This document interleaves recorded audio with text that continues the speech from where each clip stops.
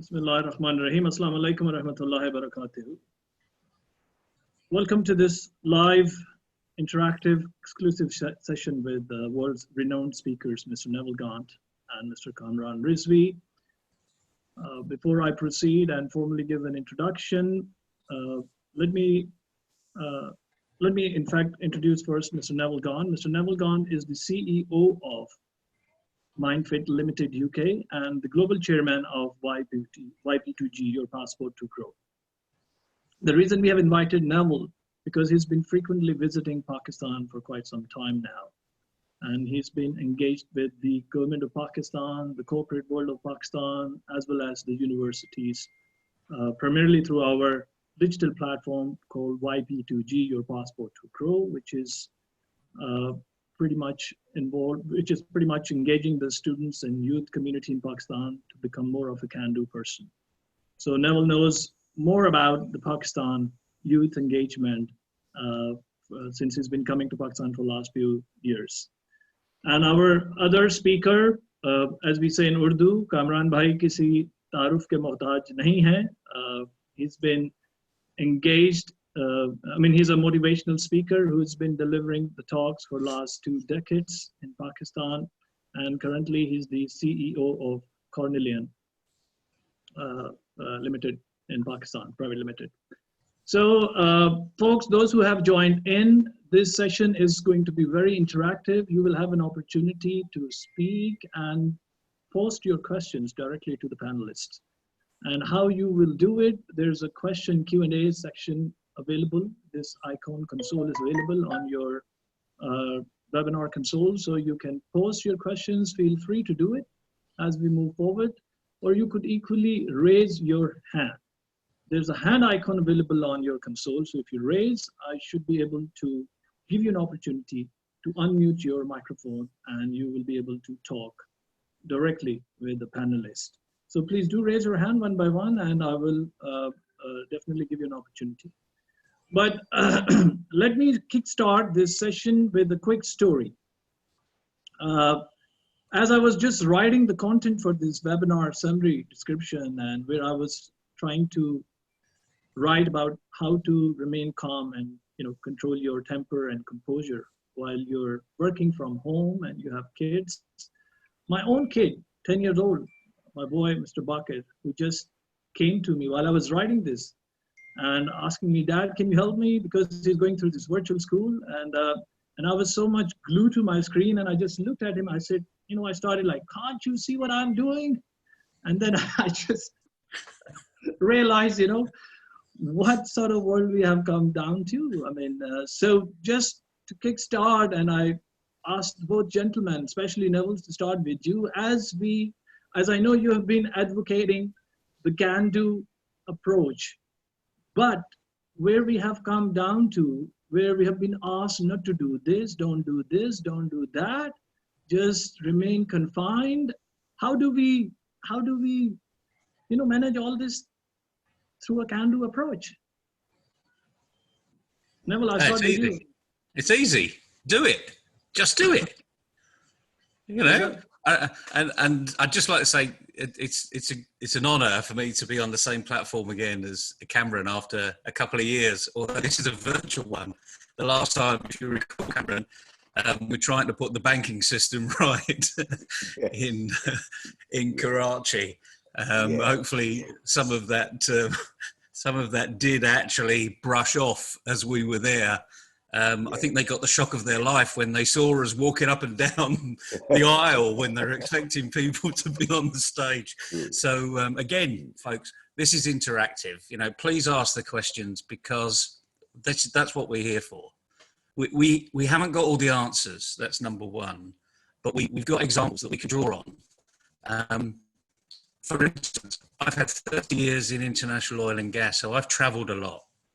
My main core business was in an office. That office could have been anywhere. For the last 15 odd years, I've been working from home. So I've had to be disciplined to work from home.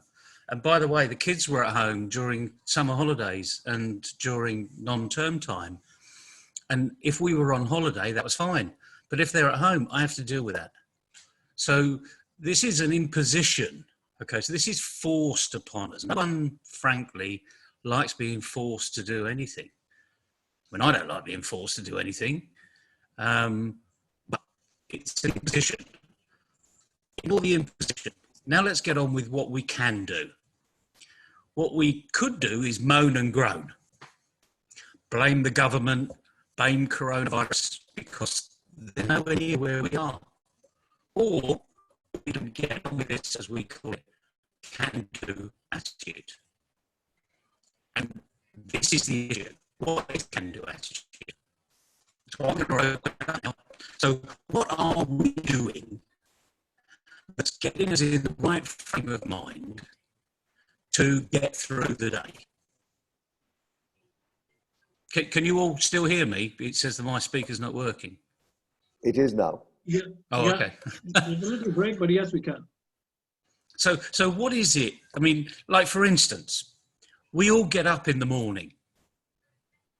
We all get dressed. We'll have breakfast. And we go through the motions to be going to work. The only thing we don't do is open the front door and get in the car. Or get on the bus, get on the shuttle. We're not allowed to go out, you know, apart from absolute necessities, you know, getting the food in the UK. That's our necessity. Or getting exercise. And you can't have more than 2 people exercising together. And those 2 people have got to be from the same household. So this is really lock it down syndrome. This is real tough arena, and you can either fight against it and say, I'm not going to do that, or you can turn around and say, this is the best form. It's run out. Medical experts have advised us to do this, and that's a good reason to get on with it. And that's the issue. You know, don't argue with it. It's an imposition, so what's the point in arguing, frankly? Adapt your approach so that you now move ahead, move forward. And then the question is, okay, so what do we do to move forward? Kids still got to be taught. Every school is on digital. So are you then to be the teacher at home, or are you the coach at home, where the teacher is still there but distanced? And it's these questions that we need to ask ourselves and then be consistent with it. So as you said, Ali, right at the very beginning, you know, you're really focused on what you're doing. You know? And your 10-year-old comes in and all you want to do is say, go away, leave me alone. I'm doing what I'm doing. We shouldn't be doing that, because it's not the right attitude. Does that start to make sense? Yeah. Yeah. I don't know whether I'm coming out. It still keeps saying my speaker's not working, so I'm not sure what you're hearing or. Yes, we are hearing. There's a little break, but yes, we were able to hear it. Yeah. So Kamran, over to you. What do you think?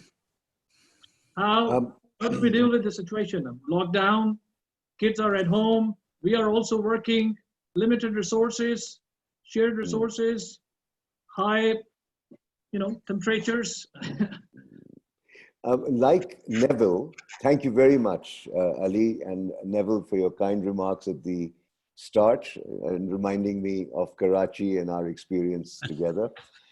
Yes, I would think that the can-do movement, and I prefer to see it as a movement because it's catching on, particularly in Pakistan, and I salute Neville and Ali for promoting and giving access to learning to a large number of students and young people through the YP2G platform, because its importance today is even greater, particularly with the coronavirus and COVID-19 that we keep hearing of. And it has, let's be very clear, changed the entire paradigm and dynamic of living on the planet.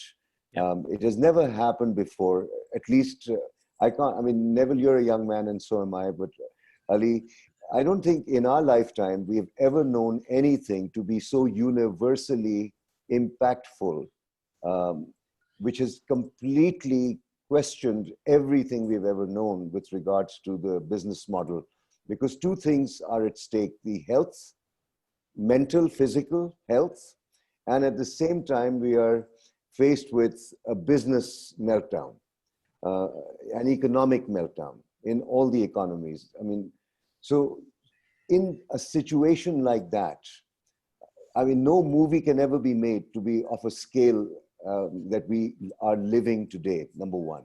So it is very, very natural that before any lockdown is imposed to prevent this disease spreading, I have a feeling that we ourselves need to understand that it is good for us to be in a forced situation, as Neville put it. It is good for us to be asked to be home. And it's not something we have always done, but it is something we always needed to do but never did. So Big Daddy comes along and forces us to take time out from the rat race that we've been part of. And not only save lives, but save yourself, because ultimately it is the family unit which was threatened. We were all so busy earning money and getting into the rut of waking up in the morning, going to work, earning our numbers, coming back, and it had become a routine. I am, in a sense, looking at the opportunity in this huge threat that we face. And the opportunity is for all of us individually to make the best use of this time. And can do is an attitude which will help us do that. Particularly when I look at the word lockdown, or if it is two words, a phrase, lockdown, then I see another word. You know, how do we unlock our potential? And now the question is unlocking our latent, hidden potential that we previously did not make time to reflect on. And Very nice. to unlock that potential, we need the can-do attitude, because human beings are the most adaptable race on earth. We are the most agile, the most adaptable people, and we are survivors, and we are creative, and we are inventive. Under these circumstances that we find ourselves, not only do we need to become more empathetic and compassionate, but at the same time, much more responsible and focus more on the circumstance and what can we do to make the most of it. So here comes the question, how do we use this time with family, being home, being paid to be home? And it's not a vacation. In fact, it is an opportunity to grow. And I have a feeling that my response right now is to set the scene for how to do these things. Neville has a lot of tips. I would have some ideas. I would like more questions. Yeah, Cameron, you're absolutely right. I mean, the thing is, it's going to be dependent upon how people see it. And let's just recap to make sure that everyone's really got this point hit home. It is a lockdown, but we are unlocking hidden potential. It's hidden because we've never used it before. We don't believe we're creative. Well, the reason we're not creative is because we haven't done it. We were told that actually you're not an artist, you're not a designer when you were like 12 or 13. And you're told you're no good at it, and therefore you believe it because your teacher, you believed, your parents, you believed. Now, where my appeal to parents is unlock your own potential to allow your children to fulfill their full potential. So I don't like giving a prescriptive approach because that's really not what we do as an organization. We ask questions. What's your problem? What are you doing about it? Does it work? How do you know? Because questions, the more we question, and they are objective questions, not ask the question, why, because that becomes a very subjective and a personal issue. In other words, it's your fault. Why did you do that? Why did you do something else? We need to start framing our language differently. What happened? What could we have done better? And one of the questions we got through the pre-sort before this, Ali, was what about the TV and what about social media? You know, one of the biggest problems, and I say no, this. Let me come to this also. This question, I mean, I'm going to ask it, but let us engage the audience because we have people who have already raised the hand, but I'll come back to you on that question. It's a very important question that we were discussing earlier. But we have Ms. Shireen Naqvi who has raised her hand. So Shireen, I am actually unmuting you, and now you have to unmute yourself, your own computer, to be able to speak up. Could you give us your audio check? I mean, you're still muted because you have to unmute yourself. Okay, now you're unmuted. Shireen, okay, thank you. My hand up was because you asked us to put up the hand. That's why I'm very intensely listening to both the experts. Sorry, I didn't know. I just had to put the hand up and down. So my question may come later. Please carry on. All right. Okay. Great, Shireen. Thank you. But we have another person. Well, after listening to you, that hand has gone down also. So, I was excited that people are already engaged. It's like we're at school and people are asking to leave to go to the bathroom. Yeah. So, but let me take the opportunity also to tell the audience that we have a limited time. We sort of framed it for about a 30-minute session, but as we evolve, we will see, and as per the flexibility of the speakers, we may extend. However, you have an opportunity to interact and speak with them. So please do post your questions in the question box as well. So let me come back to Neville. As you were mentioning, the question was at home, again, with regards to kids, parents, relationship, more usage of social media, electronic devices, TV. In fact, I was just reading in the newspaper that the internet usage has spiked up to 15%, and we might be witnessing some bandwidth crunch now because of the slowdown, not only in the physical world, but even on the virtual world, because everybody is now not have the high bandwidth access as they used to do in the offices. So they're back to their own data connectivities at home.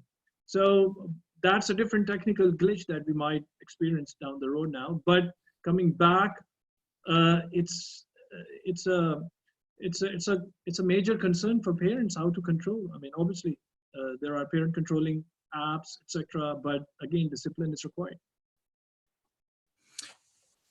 Yeah, I mean, the word discipline always comes up. The issue is you can either be disciplined and tell your kids what to do, or you can be disciplined and engage them in discussing what they think should be done.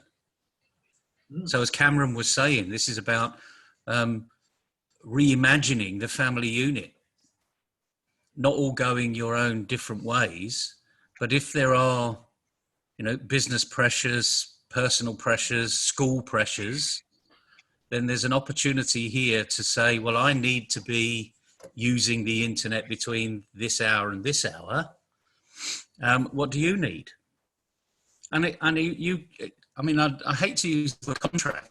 That's effectively what you're doing with your children. You're helping them negotiate, which is a great STEM skill, as Kamran will know and you will know, Ali. It's one of the fundamental skills, communication and negotiation.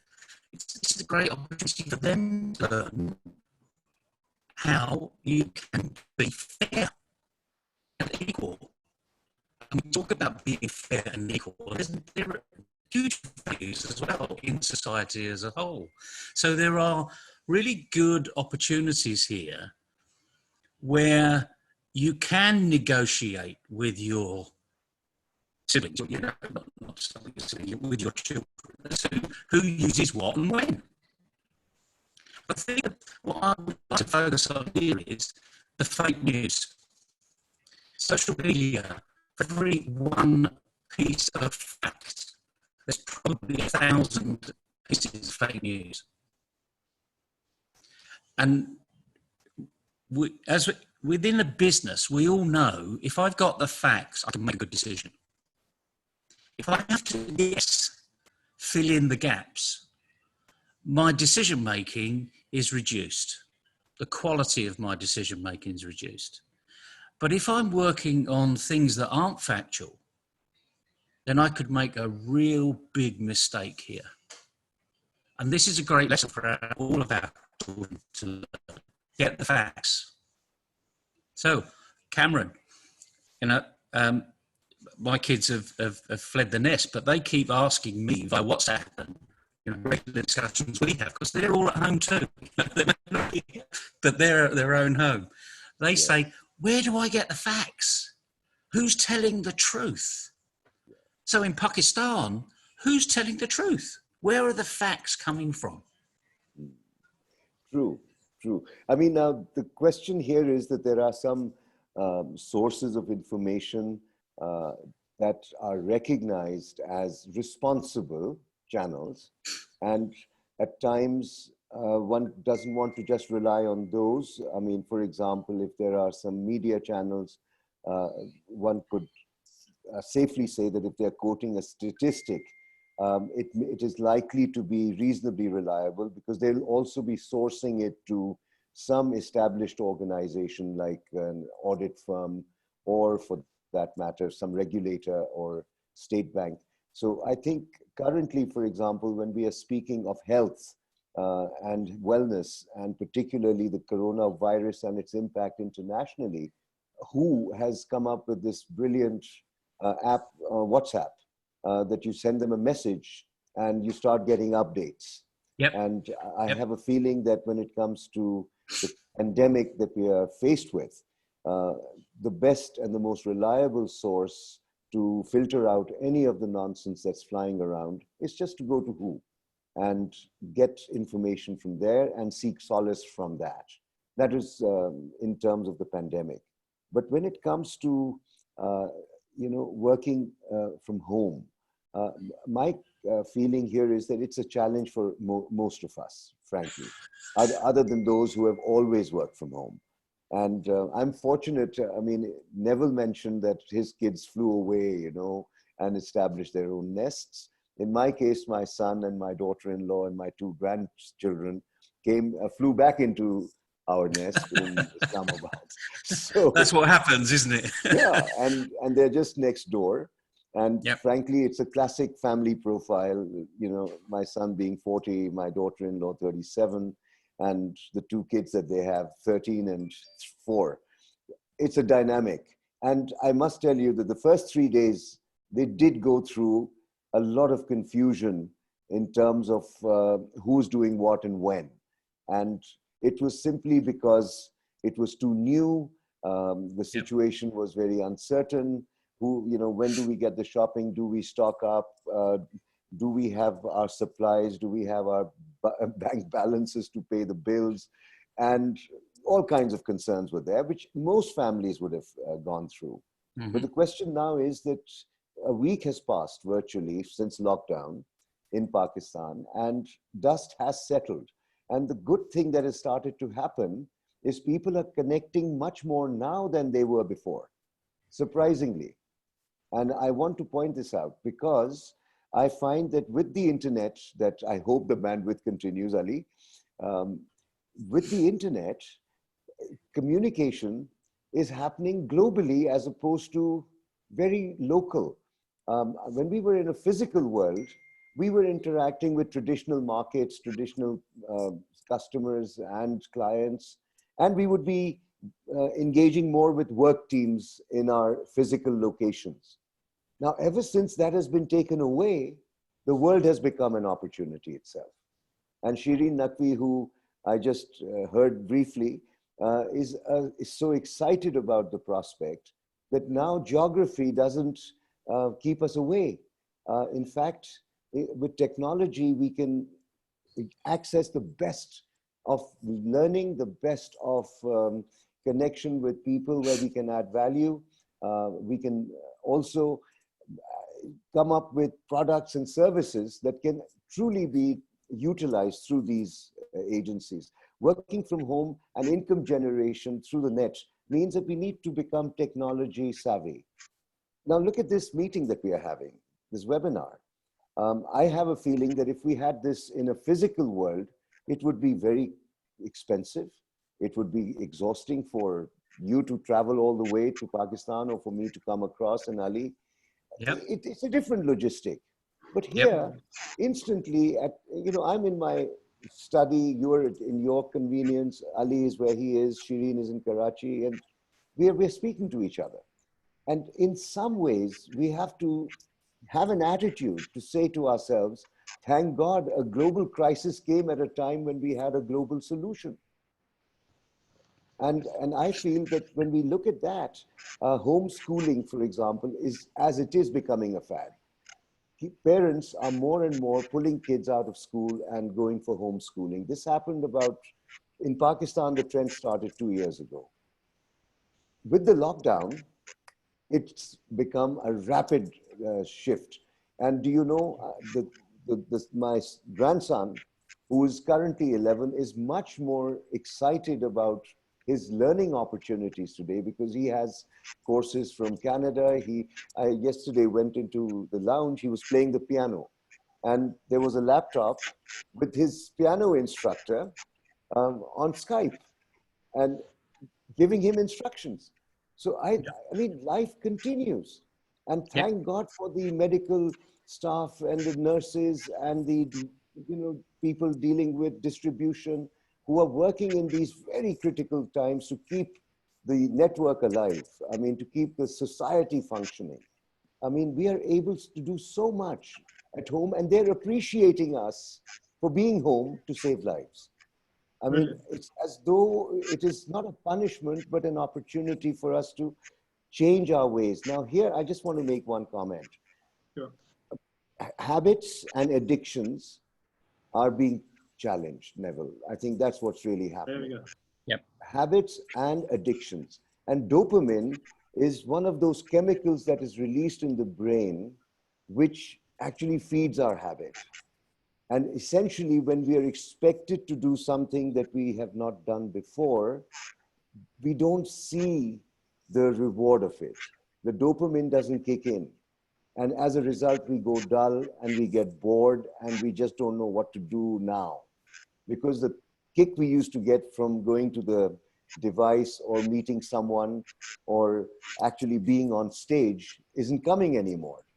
So having to shift our behavior, the first and foremost thing is to acknowledge that we have to detox from dopamine and find new ways of getting our chemicals flowing, but in a more natural way. And to recognize that this transition will take a few weeks of concerted effort.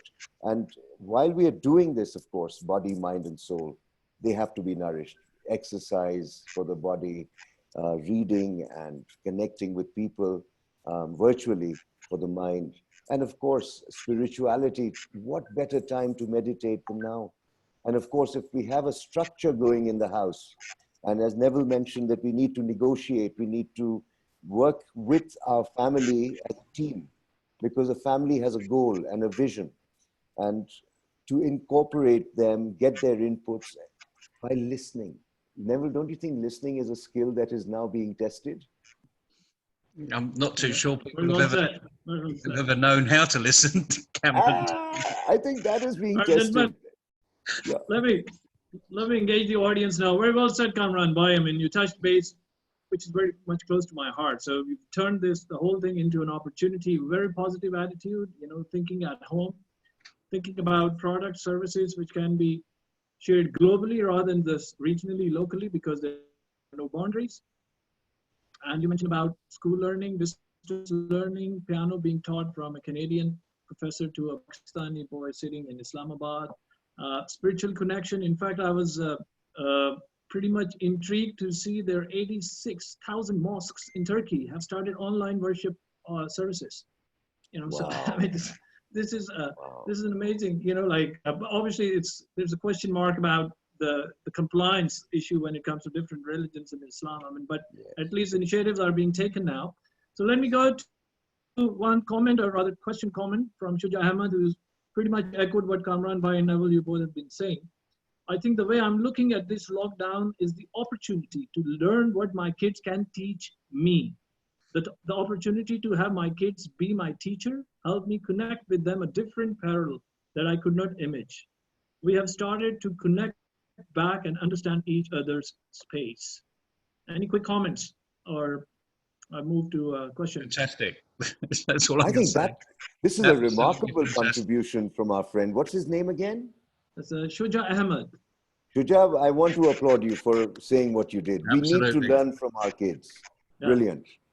So we I have said just another one caller thing who has there, raised a Ali. hand. Atika Chaudhary. Atika, I've just unmuted you. You could Thank try you, to. Ali Jafri. Yeah, Atika, we can hear you. If you can be just a little bit loud, that would be better for all of us. Okay. Have a nice time. I'm hopeful you all will have a good health. My question Thank you very much. and a little bit answer is uh, hello. So, yeah, Atika, we can hear you. So what is your question? Uh, in a routine, we have a scenario in which we can go to office and we carry our own self in a very systematic way. But during this lockdown, we all have suffered some routine issue. It becomes totally hard to manage our own self and to give self a new routine, a new habit, a new mindset, and a new positivity. I attain it after 7 days. How can you can if you can speak some words on it? My panelists, my Kamran Rizvi, Elisa, and we want if you want to say something about it, how a person can absorb this fear by jumping, by changing the routine and the fear of changing or carrying your own self. Do you understand my question? Ali Yes. Jafri, are you hearing me? Yeah. Speak some words. So, Thank yeah. So let's Yes, start ma'am. with Neville. Everybody's going to have that issue. Everyone will have that issue. Yeah, you. Yes, true. Changing the routine. yes. Actually, routine is a killing habit. When we are in a routine, we almost kill our potential. But as Kamran Rizvi said, this is a time to unlock our hidden potential. So when we face a new routine, a new systematic way, a more potential way, we actually enhance our potential. Thank you so much. I just want to. Thank you. Thank you, Atika, for a very excellent question. And any quick comments from Neville, you just mentioned, and Kamran Atika, Bhai? may I ask you a further question, if you don't mind? Because this is all about learning about part of your routine.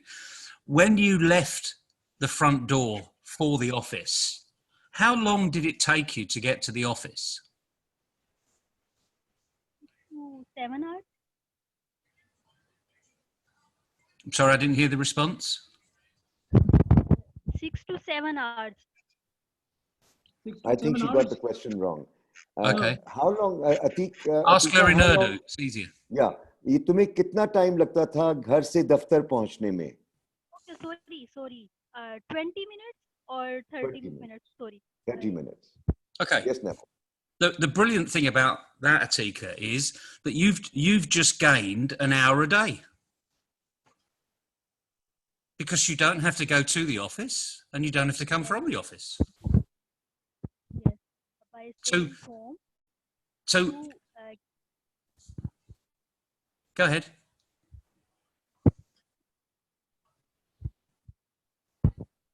I think we have a bit connectivity issues. So Neville, I mean, absolutely. I think you can continue by highlighting the fact that she has gained 1 hour extra, which can be turned into a more productive unit, right? Yeah, and the thing about that is, as Cameron said, it's a habit. I mean, we call any wasteful habits, and believe you me, we've got lots of wasteful habits. We call that behavioural waste because it's our behaviour that's the waste, not someone else's. It's our behaviour. So now, Atika, you have an hour a day. That's a potential for you to do something for you for an hour a day. That could be more exercise. It could be reading if you like reading. It could be talking with one of your colleagues, if that's important.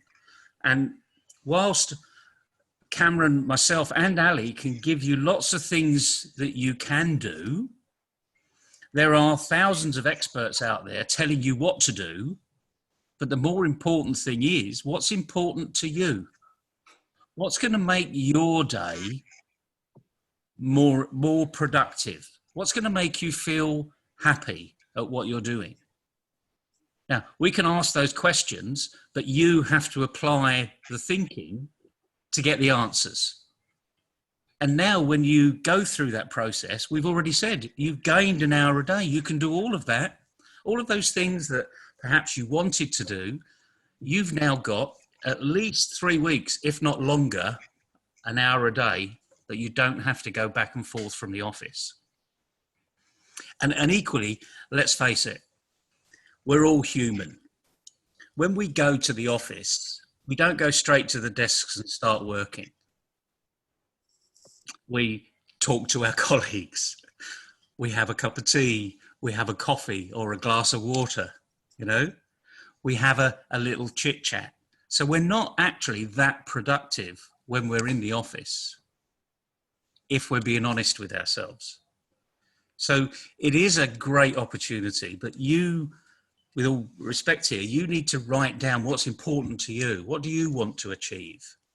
This is very much a personal journey that you can link into what you should be doing at business and with your colleagues and at home. It might sound complicated, but once you start to do it, it is very easy because it will be obvious what you need to be doing. Yeah, good. So I'm cautious about the time also, gentlemen, because I need to manage the time. So let me go to a next question, which we received from Mr. Saklan Heather. How to focus and concentrate? A very simple question. I mean, we have been told to focus and concentrate, think creatively, out of the box. How do we do it? Neville, you go first and then I'll follow. Ali mentioned one of my pet phrases, think out of the box. What box? Yeah. You never go back to the box. You never live in the box. There is no box. You know, it's an imagination. It's a creative thought. You know, I'm locked at home. I've created the box. I can't do anything. I've used the word can't, you know. It's rubbish. There is no box. It's entirely up to you what you do and where you do it. How do you focus? Well, we haven't got long enough really to answer that completely. But let me just give you something very simply. I hope everyone's familiar with Usain Bolt, you know, the triple gold medal or the 9 gold medal champion, Olympic runner, 100 meters, 200 meters and a 400 meter. 100 meter sprint. If you ask Usain Bolt, what does he focus on? What do you think? I mean, Ali and I do this question fairly often, but a very senior executives in organisations will answer this by saying, well, he's focused on winning. He's focused on the 100 meter line because that's where he's going to win. And Usain Bolt will tell you, I'm sorry, but that's what I'm not focused on. I'm actually focused on what I'm doing right now. I've put my plan together and now I'm going to execute the plan.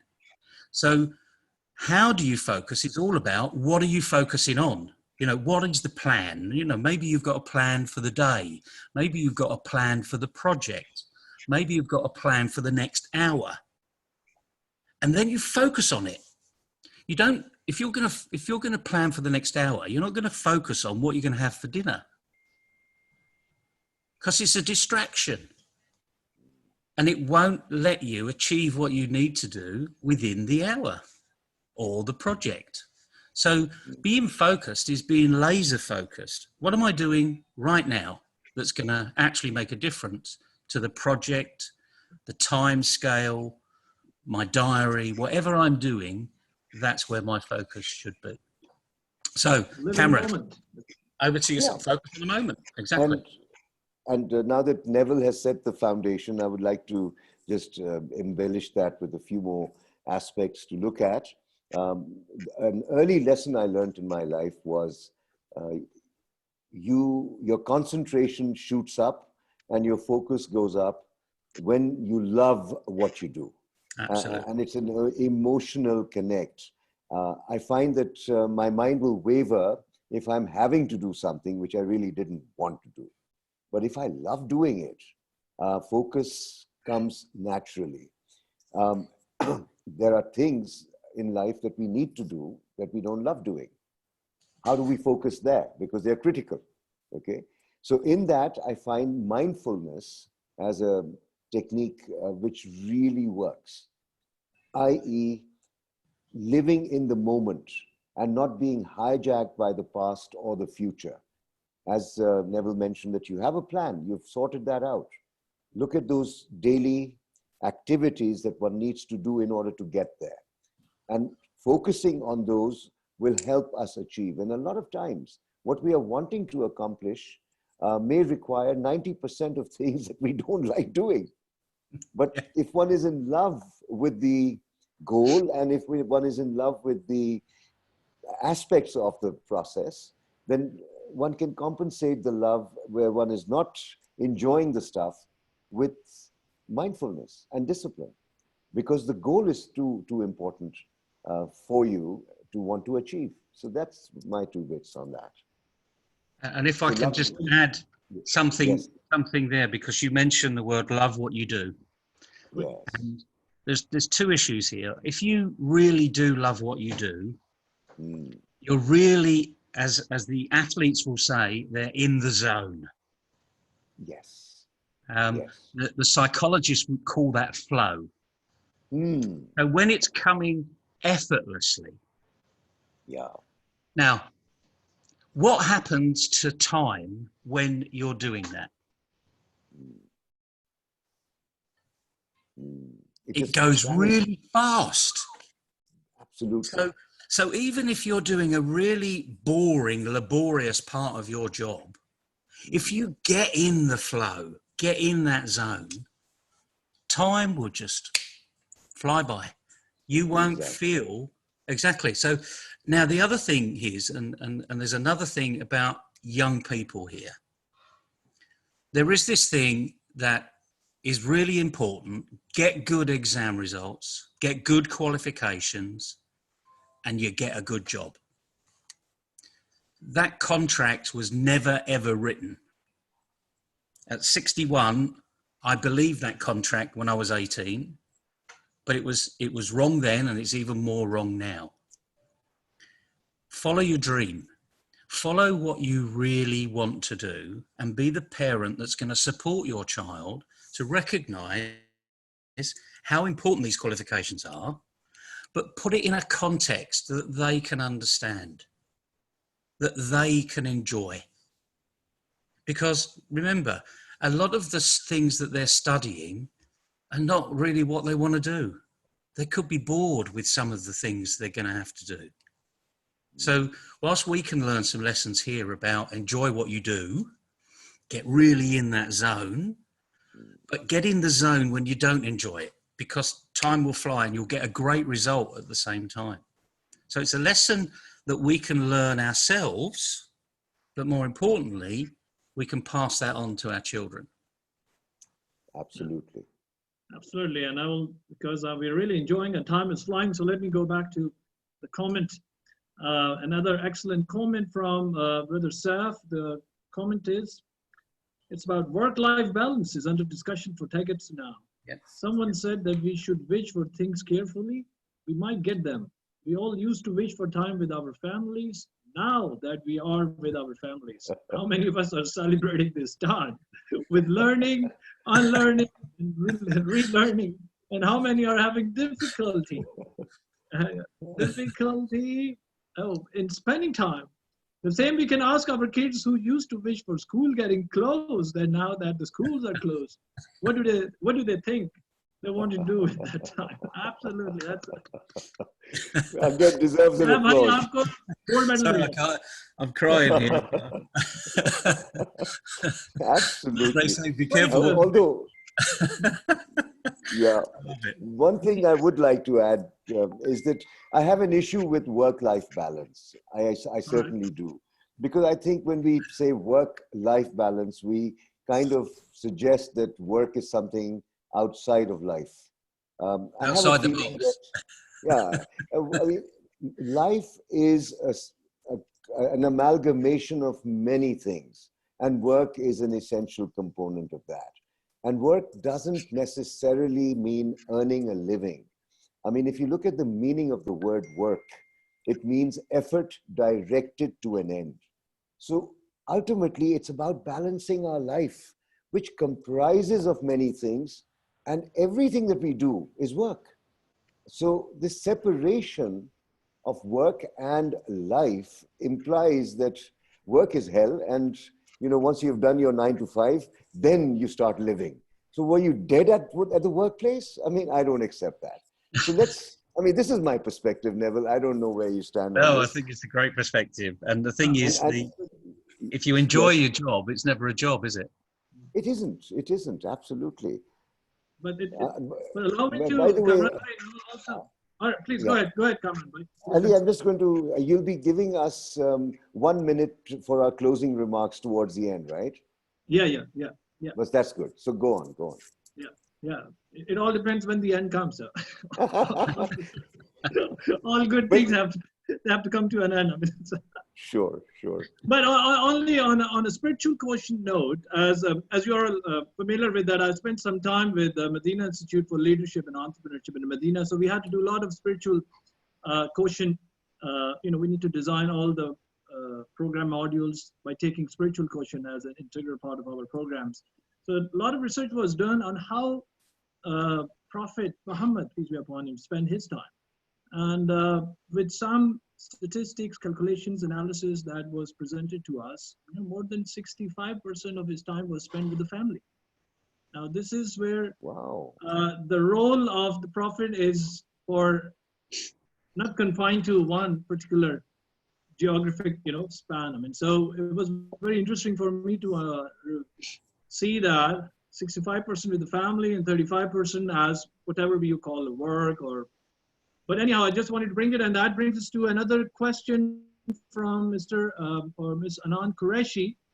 How can people use this time to move from self-centered ways of living, working, to more helping others who are less fortunate and make a stronger connection with the Lord? So that's, again, coming back to the spiritual side. Yes, Kamran bhai. May I go first on this one? No, please do, Cameron. Please do. I'm bursting on this one. Raise your hand. Listen, I would like our audience to listen to my 2 questions, not to answer them verbally, but to let the answer sit in the head. The 2 questions are very simple. There's no catch to it, but whatever the answer is, please don't articulate it. Question number 1, what do you earn? Question number 2, where do you live? These are 2 questions. Now, if the answer that comes to your head is numerical to the first and address to the second, then I feel whatever you're doing is completely not spiritual. All right? If the answer to the first one is a number and the answer to the second one is a location, then I'm sorry, whatever you're doing is a bloody waste of time. Pardon my French. So what is the alternate? The alternate, and I feel that this time that we have been given by the pandemic, and I pray for those who are in real trouble at this point in time, who are struggling either financially or health-wise. And I think most of us are at risk, but I also believe strongly that this shall pass and we will be able to come through, inshallah. Having said that, the answer to the first one that really opened my eyes was, you earn goodwill. My job is to earn goodwill from others, with whomsoever I interact with. And the second is, where do I live? Well, I want to live in the hearts of people I come across. Now, if you think in those terms, what could be a better time today to be able to not only earn the goodwill, the duas, and live in the hearts of people? Because out there is a lot of pain, there's a lot of grief, and I feel that the two words that we've been avoiding for a long time, and we live in a VUCA world, volatile, uncertain, complex, and ambiguous. I mean, we have been thrown this from the book into our lives. We live in a VUCA world. And to survive in this world, if you notice, agility is one word that we really need to be, agile. And the second is we cannot move forward without diversity and inclusion. Today, the whole world is talking about humanity, one world, we are all in pain, and we all need to come out of this together. Because look at the individuals that have been ignored in the past. The janitorial, the farmers, the peasants, they don't even figure in human statistics, really. I mean, our conscious focus has always been on our own selves, survival instinct, you know, me. Now, if you think about it, our very survival depends on the well-being of all of humanity. What can be better than that? This is the time where through the internet, we can connect and give hope to people. And I have a feeling that we are poised and can do is such a beautiful program. And this YP2G, which has taken years to develop and is now taking traction, I have a feeling that it is not only a source of hope for people, because when we are skillful and useful, we can make contributions in society. And if I can't get world-class education from universities like Harvard or MIT or London Business School, then at least I have YP2G as a point of reference. It's so easy to access and learn from. And it talks about the skills we need. It's not academic, it's practical. So thank you, Neville and Ali, for architecting it, believing in it, and bringing it to us. Well, you touched on something that's really close to my heart too. You know, I'm a Christian, so Islam is not my faith, but we're joined by a very similar faith, a belief in humanity in many respects. Yeah. And you know, something that comes over loud and clear is if our purpose in life is to make money, as you quite rightly said, you're bloody mad, because frankly, you've lost your way. And if you are the head of the household and that's your purpose, guess what? Your children will follow the same purpose. So you're not really helping anybody here. You're just chasing that coin that has got no value apart from what it will buy. But it won't buy the love of someone else. It won't buy the hearts and minds of other people. And whilst we see all these influencers around the world, and we see them, you know, all these YouTubers and bloggers that have got thousands and millions of people looking at them, getting paid a fortune to do what they do, well, good luck to them. That's all I can say. I don't feel they've got it right. But now's the time to connect with who you are and find out, what am I doing? And the beauty about, as you know, Kamran, it's to change your behavior, you have to act in a different way. So there's an old phrase called actions speak louder than words. Yeah. And we all know that if we look at big businesses, their websites, they will all tell you things like, we are a very innovative company. We listen to our staff. We're very customer focused. And then you go on to their social media feed and the customer experience is negative. People are leaving the organization in hordes. They can't recruit people because why would you want to join a company because their actions are speaking louder than words. And it's our actions now that will change what we do. So if you don't smile very often, you know, I'm always accused of smiling internally, but not smiling externally. So I'm guffawing inside, but it's not coming out. My facial expression doesn't show it. And I'm laughing my head off inside. I'm having a conversation like this, and my wife says, "What are you doing? No, you know, aren't you smiling?" I said, "Yeah, I'm really smiling." She said, "Well, show it then." Share it, you know. Yeah. And so it really comes back, you know, answering the question, how do we stop being selfish? Well, you've got to recognize you're being selfish. That's number one. That's 90% of the journey done already. The other thing is you've just got to say, okay, what one thing can I do now that's going to be not selfish? And you need to give, you know, selfishness is me, me, me, me. The alternative to selfishness is give something to somebody. And it may just be a smile, because they could be going through a very traumatic time, especially now. You know, our frontline workers, I heard someone say yesterday, they're only doing the job they're paid to do.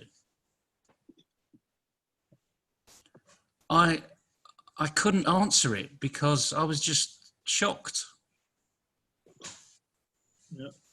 Immediately I thought, well, they're not paid enough, frankly, to do what they're doing. But we should be applauding them. And last Thursday evening at 8 o'clock in the UK, everyone went out into their front door and they just clapped.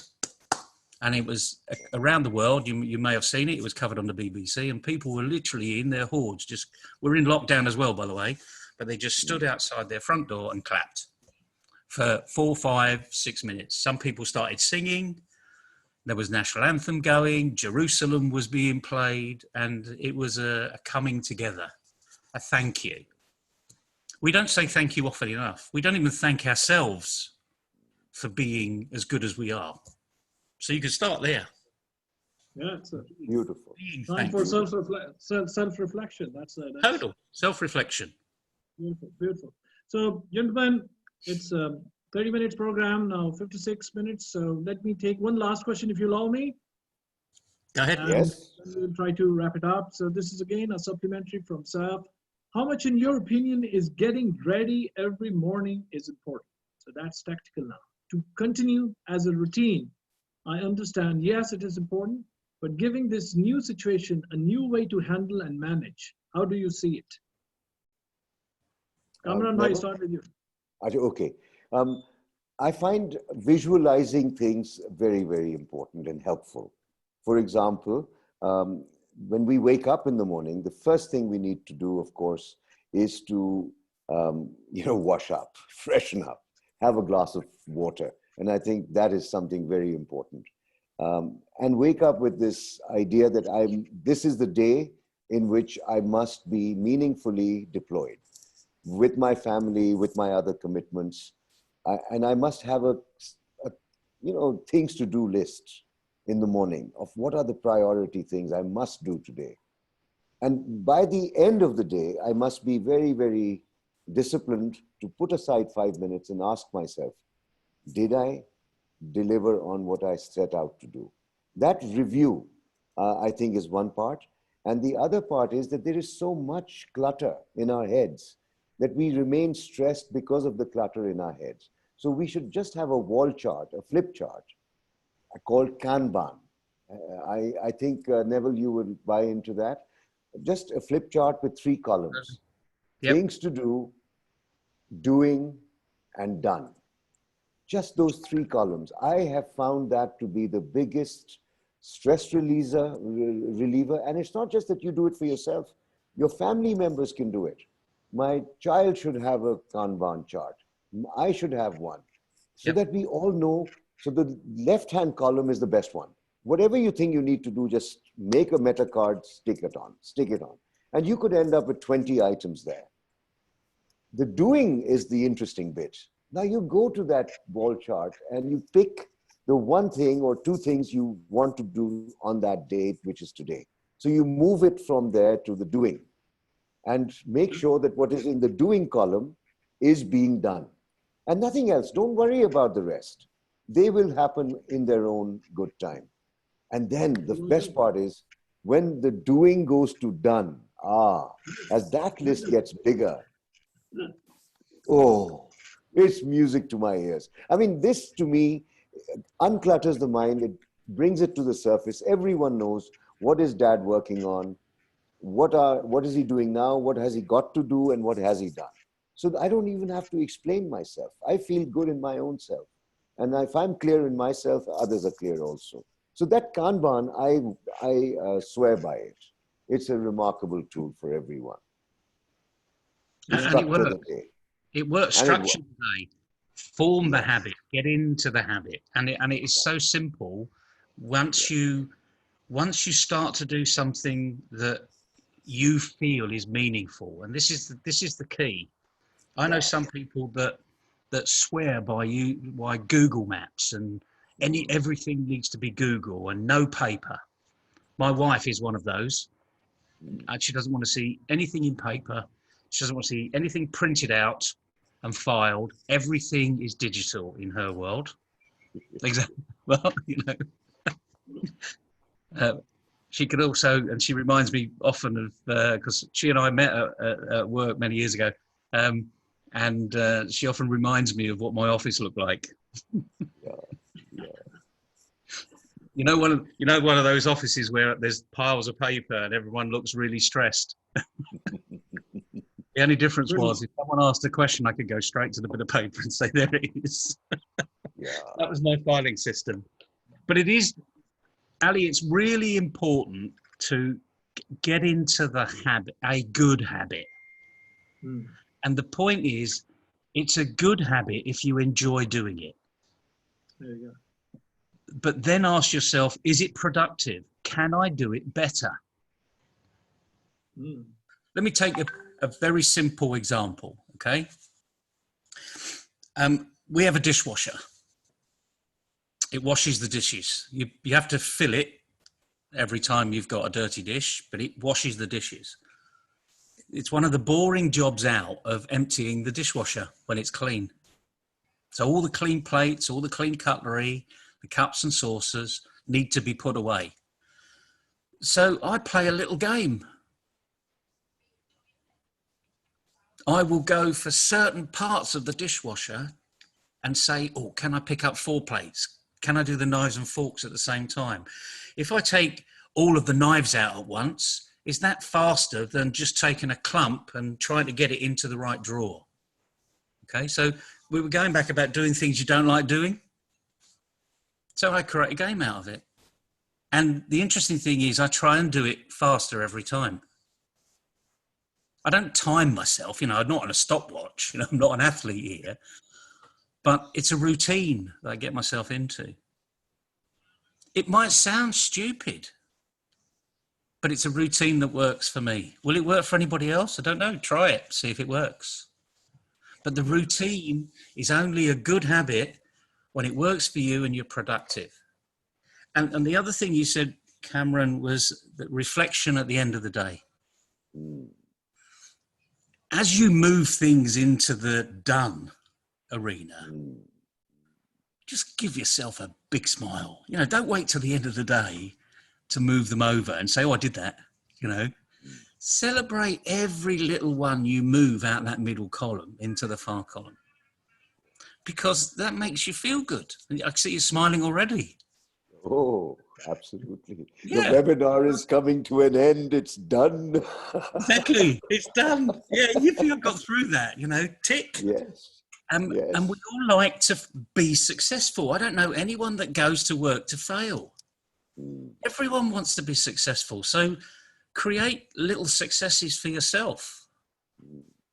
You know, when something goes your way, yeah, smile. That went my way. Move the box. And then reflect on the whole day. So then you're not only celebrating the little wins during the day, but you've got a very big celebration at the end of the day. And you'll be amazed at how productive you can be if you're focused. Back to this word, how do you focus? We get focused by having a routine, being disciplined. It's really simple, but you have to start doing it. Brilliant. Yeah. It's all about doing. All about doing.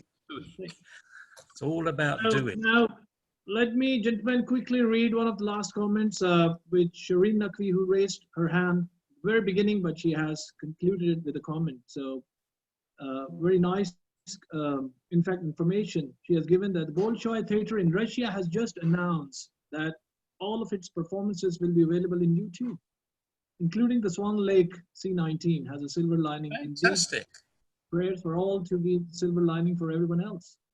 Very nice. Wonderful. So we go to Moscow without having to go there. How wonderful. Virtual visit. Yes. Virtual visit. Bolshoi Ballet. Swan Lake. Wow. Brilliant. And you can actually stop it and go and make a cup of tea and come back and not miss any of the performance. Yeah. And no one will be offended. Exactly. No one will say, sit down, sit down. Yes, exactly. Exactly. Brilliant. Right. Gentlemen, that really brings us towards the end. So any quick concluding remarks, starting from you, Kamran, Bhai, then Neville, and then we'll wrap it up. Right. So we started with a thought of unlocking our potential in a lockdown. And I want to give a tip for how to do it. Getting into the can-do mode is simply to take an A4 sheet, draw a line through the middle, and on the left-hand side, write I can, and on the right-hand side, I can't. And in 5 minutes, list all the things you think you can do under the I can column. I bet you will have very little to say in the I can't. The question then will be, so if there are 20 items in your I can list, please at least pick 3 of those and get on with it. So that will be my request. The situation may be no matter how horrendous, never forget that when there are threats, there are equal number of opportunities. So to retain our balance, we need to never be overwhelmed by threats and neither to be swayed by opportunities, but to always keep the two in our minds.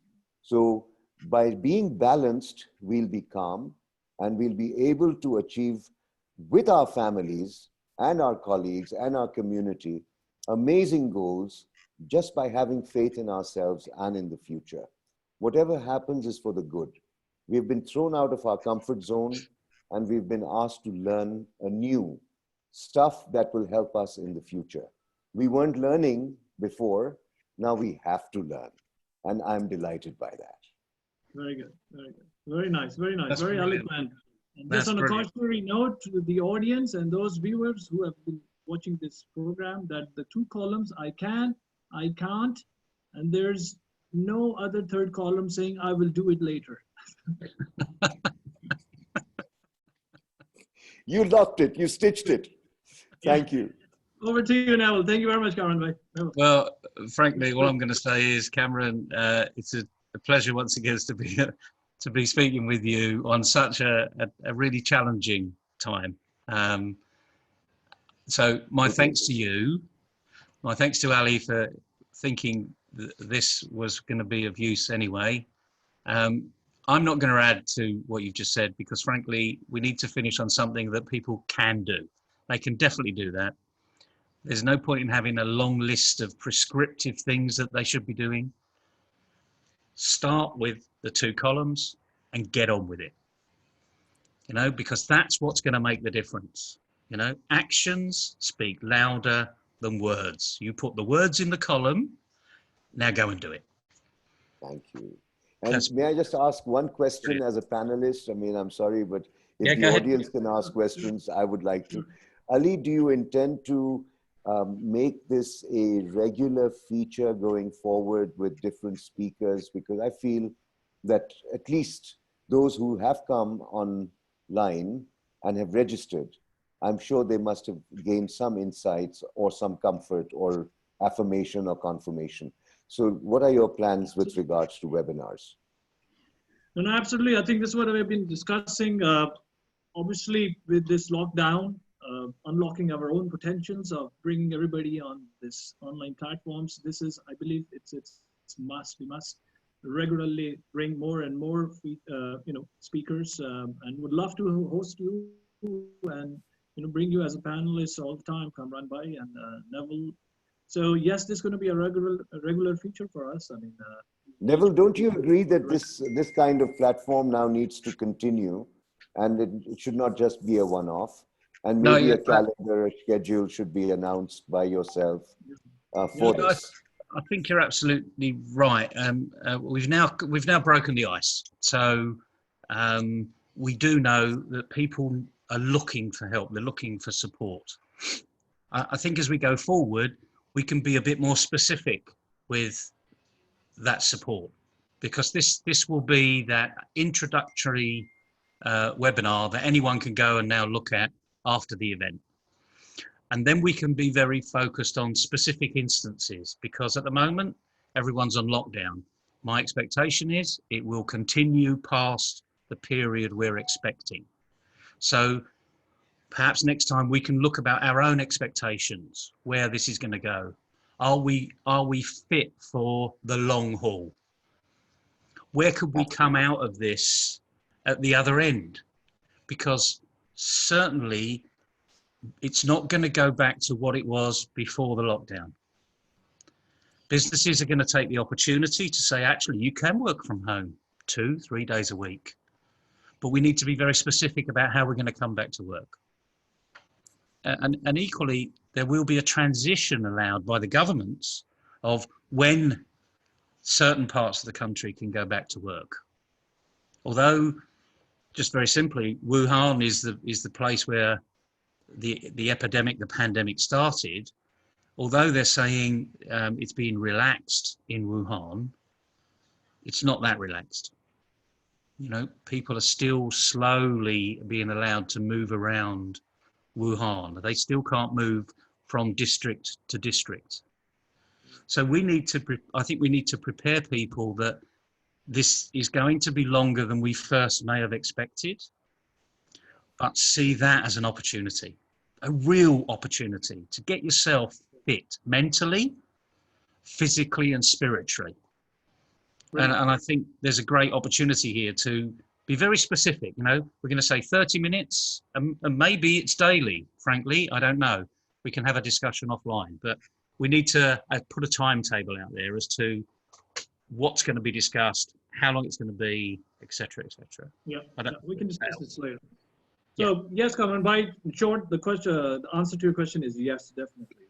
We're doing it regularly. Thank you. And I mean, I don't think I need to add up anything, because you guys have very eloquently just wrapped it up. But for all of those who have attended, I have just shared a link which we have developed. It's rucando.yp2grow.com. Now that's a tool not for any age brackets. This is open for everyone. I mean, it gives you an opportunity to assess your reaction of how much of your can do or can't do or want do you have been in any particular situation, be it your personal, social, work, family. It gives you a score. It measures your attitude, and then it tabulates a graph. So the more frequently you use, it gives you an illustration over the period of frequent usage that where do you actually stand in your can-do mode. A very excellent tool. Neville has been very kind enough to help us to develop this, from MindFit's platform, and it's available now on YP2G.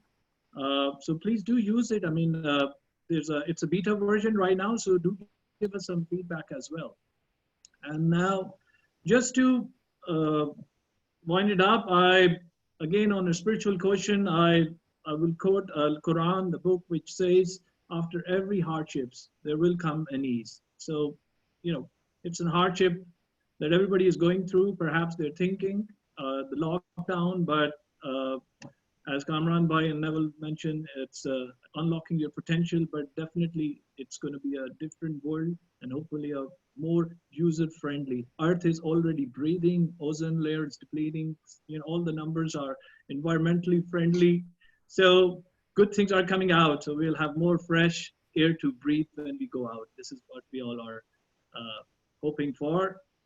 And again, my beautiful, I always quote Charles Swindoll that keeping a positive attitude, whatever has happened to me in my life, as Charles Swindoll said, it's only 10% and 90% is how I react to it. So just calm down, don't react, and be a can-do person. That's all I can say. So thank you very much, Neville, and thank you very much, Kamran Bhai, for joining. It's been a wonderful experience, very interactive, very engaging. People loved it. We are recording it. We will upload it. We'll share the link. So stay tuned. Thank you very much. So you all have a good day, good afternoon, good evening, wherever you have logged in from, folks. So stay tuned. Thank you very much. Assalamu alaikum wa rahmatullahi wa barakatuh. Thank you very much. I'm going to end this. So you all will be automatically dismissed.